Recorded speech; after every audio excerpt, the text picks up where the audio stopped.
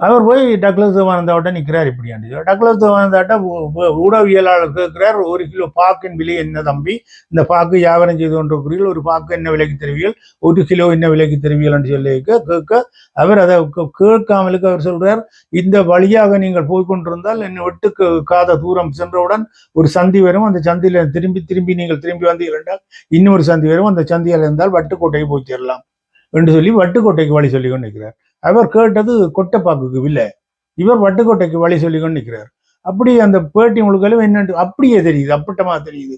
பச்சை பொய் சொல்றார், அவ்வளவு இல்லாத சொல், தான் எந்த இடத்திலையும் மக்களுக்கு இடையூறாக நடந்ததே இல்லை என்று சொல்றார். இந்த இந்த இந்த ஆண்டு தேர்தல் நடக்கும் வரைக்கும் டக்ளஸ் தேவானந்தா ஆண்டு நடங்கி கொண்டுதான் இருந்தவர். இந்த ஆண்டு தோத்து போன பிறகுதான் டக்ளஸ் தேவானந்தா பற்றி ஒருத்தர் குரல் கொடுக்கக்கூடியதாக இருக்குது.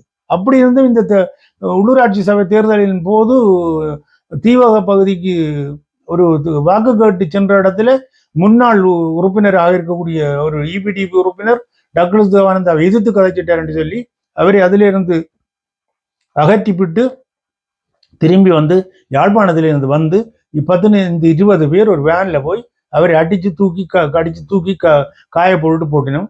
அவர் இயலாமலுக்கு கைகால் எல்லாம் முறிஞ்சு அப்படியே ஆஸ்பத்திரியில் கொண்டு போய் போட்டு அந்த தீவக பகுதியில் உள்ள ஆஸ்பத்திரியில் அவரை ஒன்றும் செய்ய முடியாது, அங்க இயலாது, அந்த வைத்தியம் செய்ய முடியாதுன்னு சொல்லி அவரை யாழ்ப்பாணம் பெரிய ஆஸ்பத்திரி மாத்தினவர். அவர் என்ன கேடு கேட்டாரு தெரியல, அவர் இருக்கிறாரோ இறந்துட்டாரு தெரியாது.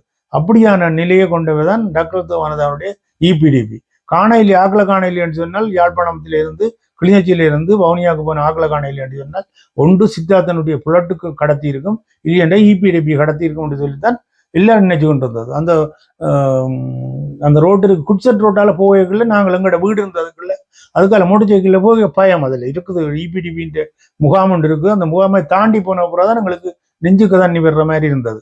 அப்படியெல்லாம் இருந்த டக்ளஸ் தேவானந்தாவோட எனக்கு இந்த அராஜகங்களுக்கும் அல்லது மக்களுக்கு அநியாயம் செய்வதை பற்றி எனக்கு தெரியவே தெரியாது, அப்படி ஒன்றும் நடக்கவில்லை என்று சொல்றாரு.